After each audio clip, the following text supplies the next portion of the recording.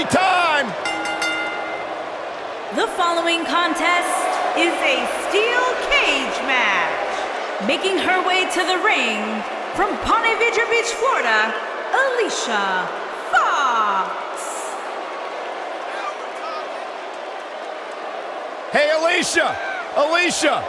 You should have heard what Byron was saying about you earlier today. Michael! I'm getting out of here. Good, thank God. Now the show can get crazy like a fox. Yeah, she's not quite like all your other superstars in WWE. She has some issues. Unpredictable, sure. I'm into that sort of thing. Byron, time to put your hair up and square up. Oh, you don't have any hair, but you get the point. And her opponent, from Chemung, New Jersey, Sonya Deville.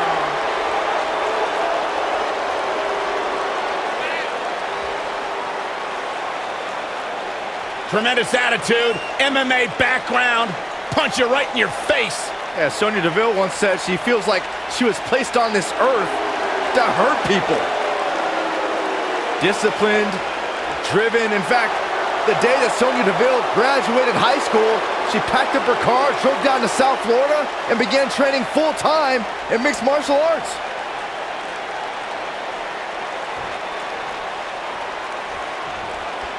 The WWE Universe is chomping to the bit to see these two competitors go at it. You can count me in on the excitement. I can't wait.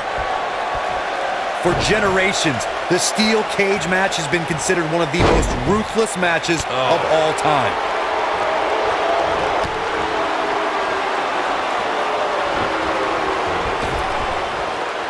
Nailed it.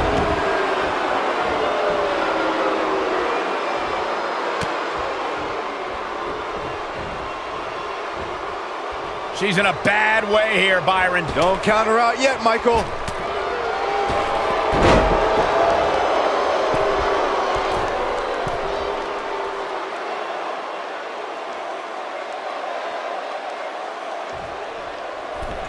Ooh, what impact.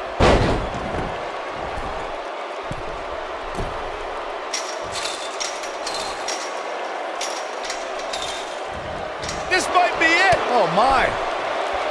Oh, nasty impact. Beautiful technique.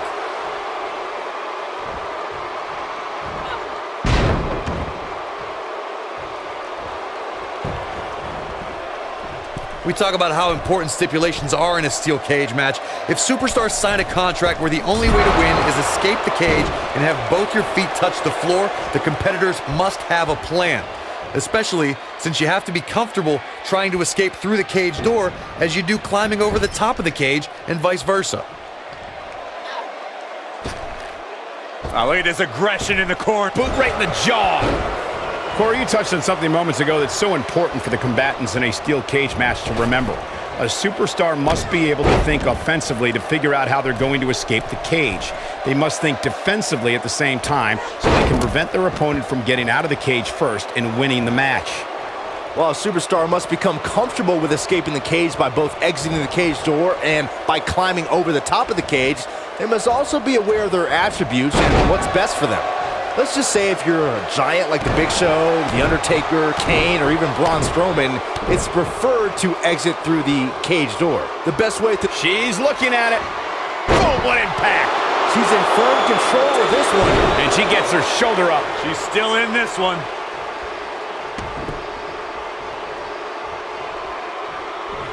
Oh, man, by the hair. You guys see that distance? Byron, you touched on this earlier, but it's so important for a superstar to accept that there's nowhere to run, nowhere to hide in a steel cage match.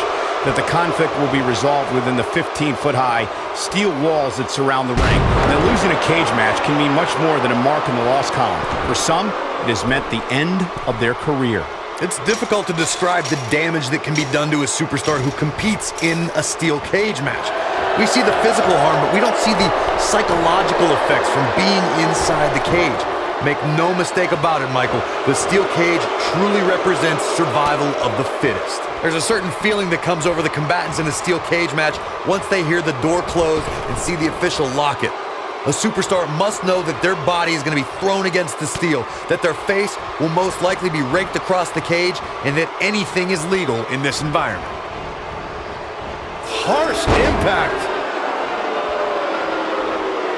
You spoke about this earlier, Corey. It's crucial for a WWE superstar to fully understand the gravity of the situation they're in when they battle inside a 15-foot-high steel cage. An individual must be ready to endure pure brutality and be prepared for the fight of their life. No one leaves a steel cage match without scars. Corey, you said something of value for once, and that anything is legal inside the steel cage. To that point, something else we've seen over the years is interference. Whether it's The Undertaker coming up through the ring or John Cena getting bashed in the head with the cage door from the outside, it's all legal in the cage. She's out of it, guys. Yeah, she's leaving herself wide open here. She is on fire.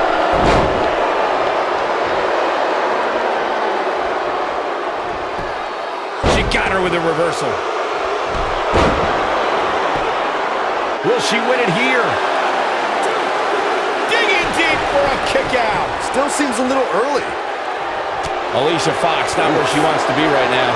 Nothing she can't fire back from, though. Slow down, Cole. Your tone seems to suggest you think she's in trouble here.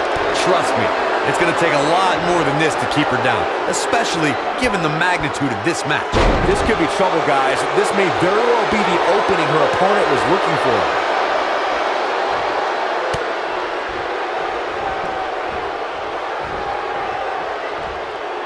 She's not looking good here, guys. Man, she's got to get herself together here.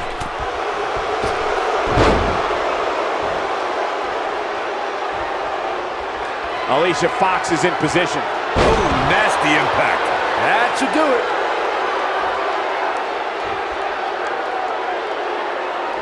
What a stomp. Good grief. Alicia Fox has her right where she wants her. There it is, Foxy putting those long legs to good use. Scissors kick. Man, she knows how to make a comeback.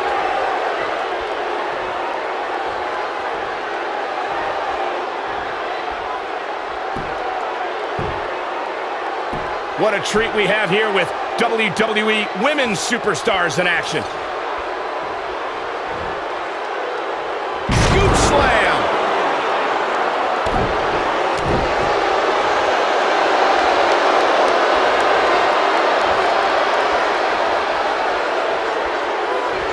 The rivalry between Ultimate Warrior and Ravishing Rick Rude began during the Super Pose Down at the 1989 Royal Rumble. Then it progressed to where both superstars battled over the Intercontinental Championship. At SummerSlam 90, the rivals met inside a 15-foot-high steel cage for the WWE Championship. Victory could be achieved by pinfall or escape from the cage. No, she's too quick for her. Corey, the WWE Championship match between the Ultimate Warrior and Ravishing Rick Rude was the second half of the double main event at 1990. She goes for the cover. Look at the look in her eyes. She's in the zone now. She might just be running on instinct at this point. She just will not give up, Cole. When she gets in attack mode, look out. And she's trying to flip the script here. Easier said than done, Michael. Drop kick. And she's driven down hard. This might just be the end of the road for her.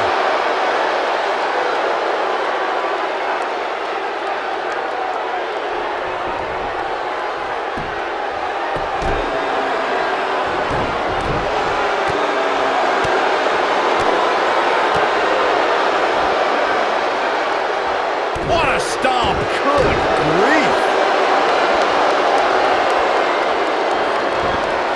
Ooh.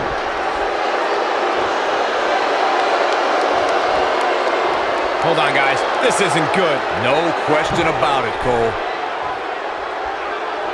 Got the reversal. Oh, the reversal by Alicia Fox. Hurricane Rana. Hurricane Rana.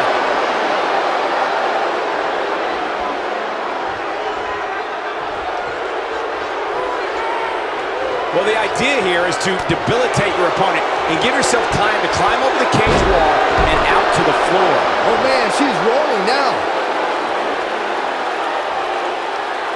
Look at Sonya Deville. She's looking good now. We'll see if it lasts. This might be it. She goes for the quick pin. Kicking out of that, man, used up her last bit of energy. Wow, I am impressed. You gotta believe this one's over.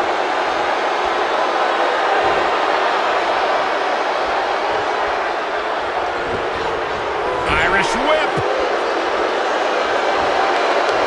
Oh no, we've got a problem here, guys. No kidding. Who knows what'll happen next? Uh-oh, this isn't going to end well for someone. Outrageous athleticism on the Hurricanrana. The steel cage is a massive enclosure that stands 15 feet in height.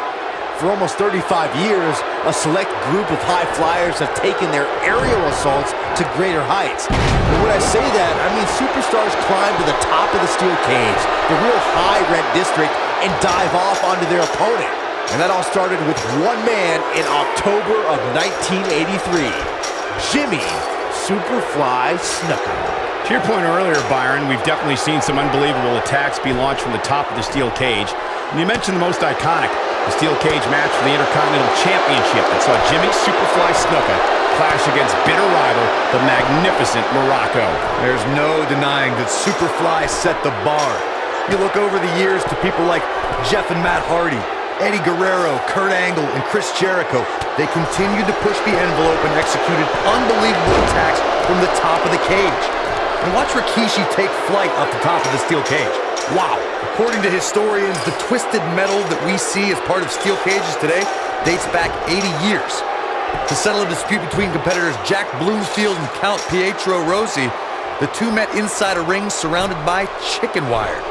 At first, these types of matches were referred to as fence matches. Corey, you gave us an impressive history of the origins of the steel cage match. I'd like to point out to our viewers that from the 1960s to the mid-1980s, chain-link fences were used to enclose the ring for WWE steel cage matches.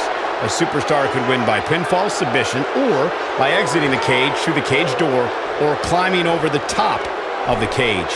We should also point out, Michael, that the way to win a steel cage match can vary by match depending on what was agreed to before contracts to compete in the match were signed. Talking about history, at WrestleMania 2, WWE unveiled the redesigned steel cage with solid steel blue bars before returning to chain link mesh in the late 1990s.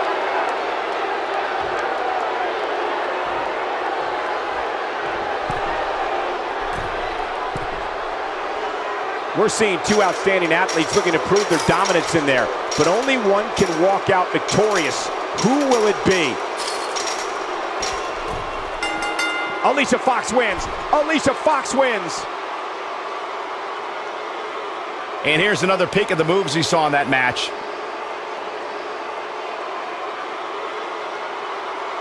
That's what I love about the WWE, a match that lives up to expectations, but still finds a way to surprise us.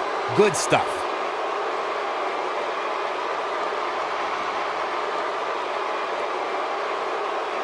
That's the kind of match that makes me proud to be here at ringside. Action from the opening bell and a finish people won't soon forget. Here is your winner, Alicia Fox. This was a much-needed win. And to be honest, Michael, neither of these amazing women have anything to be ashamed of. And that'll do it here for this one-on-one match. I hope you enjoyed it as much as this live crowd appears to have enjoyed it.